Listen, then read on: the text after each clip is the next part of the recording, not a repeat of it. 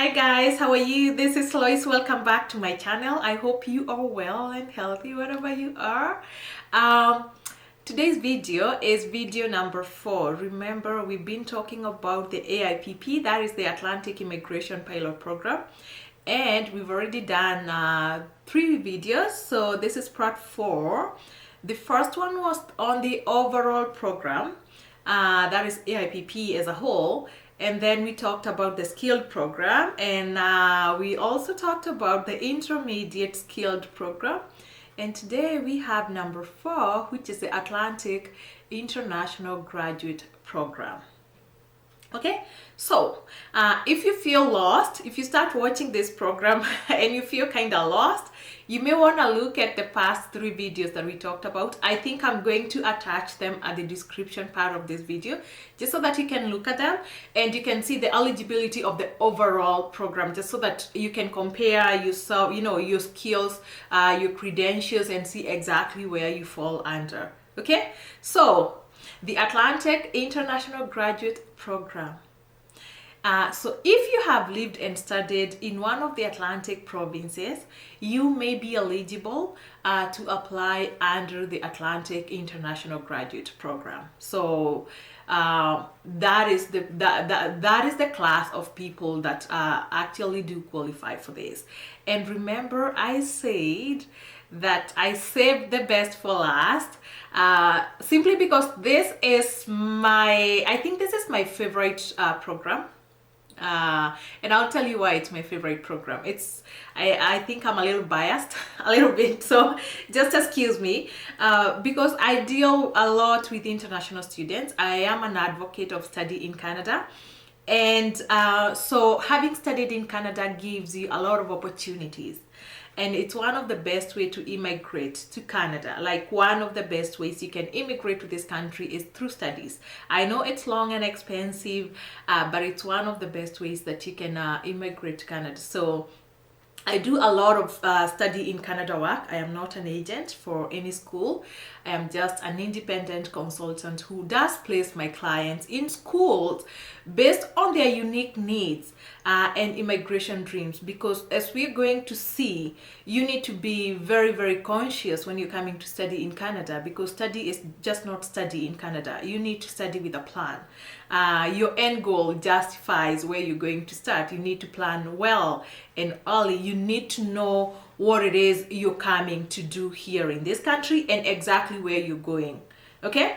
I do tell people, before you apply for a school in this country, always know what is your end goal.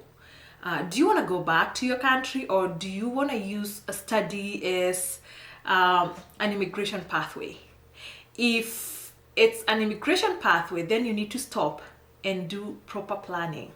Okay, because you do not want to find yourself in a tight spot later on in this country whereby you're unable to settle here properly, or maybe you came to the wrong province, and you feel you're kind of stuck. You don't have the right route, or you already established some routes, and then you're already feeling like maybe you stand better chances in other provinces. So that is why I tell people, be very careful when you are applying to study. And you're going to find that a lot of provinces in this country do have programs that are very attractive to students.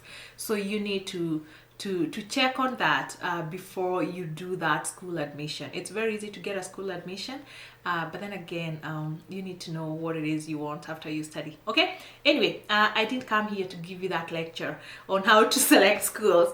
I came here to tell you exactly how to qualify for the Atlantic International Graduate Program. So here we go. You are going to need you're going to need to meet 5 eligibility factors. Okay, not 5 actually, they are 6. So unlike the other programs you had to meet 5, this one has a 6th one. So we are going to see the first one is residency. Number 2 is work experience. Number 3 is education. Number 4, of course, it's language. Number 5, it's fans. And number 6 is a job offer. So you are going to need to meet 6 eligibility factors. So let us see exactly what this entails. Residency. Okay, you must have lived in one of the 4 Atlantic provinces for at least 16 months in the last 2 years before getting your credential. Okay, so you must have lived there. So that is 16 months, that is 1 year, 4 months. You must have lived in one of the provinces. It doesn't matter which one, but you must have lived in one of the 4, okay, before you got your education credential. Number 2, work experience. This is the kicker, because almost all economic classes here in Canada are going to require you to have work experience. Almost all of them, they want you to have work experience before they can take you. But guess what? This program doesn't need any work experience, so that's a good thing. Okay, yeah, so there is no work experience needed for this class, so you know. Number 3, it's education. Education for this class, you must have at least a 2-year either degree, diploma, certificate, or a trade credential from a recognized publicly funded institution in an Atlantic province. Yes, your study must have happened in an Atlantic province, and it must have been at least 2 years. So be very careful. Remember what we said about selecting schools. You need to plan, like have an immigration plan in mind, have an immigration program in mind actually before you apply for school, because if you're planning to immigrate to one of those provinces, then you may need to look at this. Okay, you will need to have graduated from that province specifically, from one of the 4 provinces. Yeah, so you must have been a full-time student. Yes, you must have been a full-time student, and you must have graduated from this school in the last 24 months before receiving your PR. Remember what we talked about residency up there. Okay, all right. Then you must have had a visa or a permit to study. So you must have studied in Canada under the right visa. You must have been in the right status. You must have had a study permit during your studies. Okay, yeah. And then your studies, the studies that you came to study in Canada must not have been either English or French as a second language. So those courses do not apply for this program. So be very careful. Don't come to study in Canada to do English or French as a second language and expect to qualify for this program. I'm not saying that you should not come to study those courses.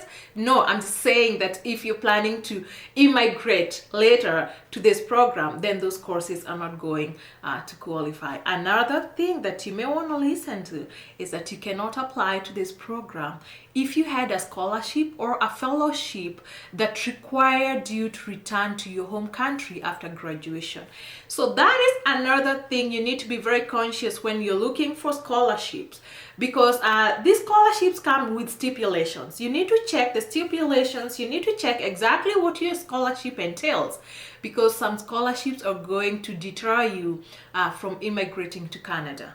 Okay, so if you came here on a scholarship or a fellowship that required you to go back to your home country, unfortunately, you will not qualify under this class. Okay, then the other thing under education is that only education in Canada is considered. Okay, all right, language. So like every other program, you are going to show that you have language abilities, and we said that this program actually doesn't need very high language abilities. So you just need to meet the regular AIPP language abilities, which is CLB4. But I always tell people every time, please aim for higher a CLB score. Don't always go for the minimum, for the bare minimum, for the basic. No. You want to get the highest, because if you don't get into this program with the higher score, then you have chances to get into another program. Okay, all right. Number 5, funds. You must show that you have enough funds to take care of you and your family when you immigrate to Canada. Yes. What that means is that if you have dependents who are not immigrating with you to Canada, you must still be able to show that you have funds that can take care of them. The good thing with this program is that the funds required are quite low compared to the funds required for all the other programs that we've seen in this country. So you don't need a lot of money as proof of funds. And we talked about the money in the first video.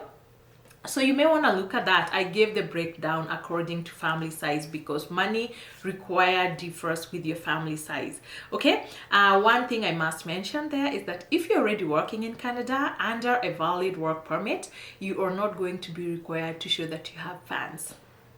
All right. Number 6 is a job offer. You must get a job offer from a designated employer. So what that means is you need to get a job offer that qualifies for this program, and we talked about what is a qualifying job offer. So it must be from a designated employer from these 4 Atlantic provinces. It must be full-time. It must not be seasonal. The skill type can be O, A, B, or C. So this is now the other differentiator. The skill type can be up to C. It's O, A, B, or C, and NOCs. So make sure you understand your NOC. And NOC, I know I've seen some people ask me what NOC means. NOC is the National Occupation Codes. So jobs in Canada are classified under NOCs. So just make sure you understand your NOC. So yeah, the other thing is that the job must at least last 1 year after you get your PR. Okay.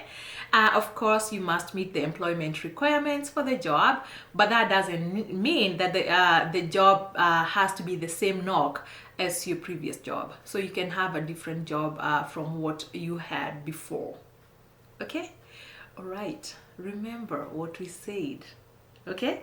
When you're coming to study in Canada, be very careful. Have a nice plan, because this is one of the best ways that you can immigrate to this country, and actually not just immigrate. You know, when you come here to study, you get chances of getting a Canadian education, and once you get a Canadian education, getting a job and settling in this country is easier than immigrants who just come here with no Canadian education. So you're already at a better, you're already at a better position to settle successfully in this country when you come as a student. I know it's expensive, it takes time, but with proper planning, you don't necessarily have to pay hundreds of thousands of dollars to study in this country. You can have a nice strategic plan. That's why you need to talk to me if you want to get a very good plan that can save you money and time in the long run, and also place you in a good province for your immigration needs in future. So if you're looking to come study in Canada and you're worried about things like age, you're worried about things like language, especially, you need to be very careful. Don't just come to study for the sake of studying. Study in a province that has a program that can attract you, that doesn't necessarily need a high language scores, because there are people whose language, English is not their first language, or even French, and those people may struggle later on to get a good language ability when they do things like CELP or IELTS. So you need to take care of those things before you get your school admission, because then those things may affect your future goals of immigrating to this country. Okay. All right. Okay, thank you so much for staying with me here. Thank you for tuning in. Actually, so what we're gonna do before I started this, I wanted to talk about the provinces in the east, and that is the Atlantic or the maritime provinces. But then we had that issue in Nova Scotia, unfortunate shooting, and I didn't want to talk about it at that time. I just wanted to be very conscious because that was a sad thing that happened there. So now I think it doesn't mean that people have healed, but because now we've already started talking about the Atlantic immigration pilot, I want to walk you through the provinces that participate in this program, just so that you understand. Because guess what? Not all provinces are equal. No, not all provinces are equal. There's a lot of differences between these provinces. So I'll take you through that. So stay tuned as we explore the provinces in the East. That is the lifestyle, the cost of living, the kind of schools you're gonna get there, the kind of life you're gonna get there. So join me for my next video. Thank you so much. Take care. Bye.